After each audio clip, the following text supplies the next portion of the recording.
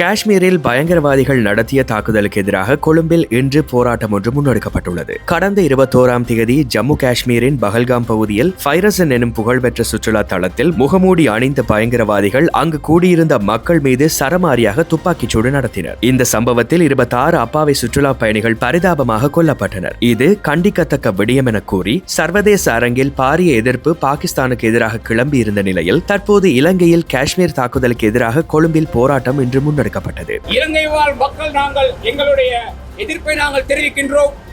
பாகிஸ்தான் அரசாங்கம் தெரிந்து கொள்ள வேண்டும், இந்த உலகத்திலேயே ஒவ்வொரு நாடுகளிலுமே மக்களுக்கு சேவை செய்யக்கூடிய நாடுகளாகவும் மக்களை வளர்ச்சியடை செய்யக்கூடிய நாடுகளாக இருக்கின்றன. ஆனால் பாகிஸ்தான் என்பது ஒரு தீவிரவாதத்தை உற்பத்தி செய்யக்கூடிய நாடாக இருக்கின்றது.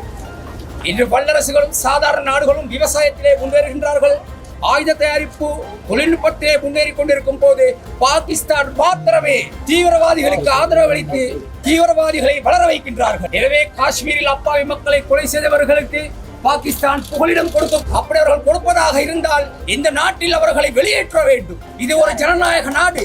இந்த நாடை நீங்கள் தீவிரவாதியாக்கிவிடக் கூடாது.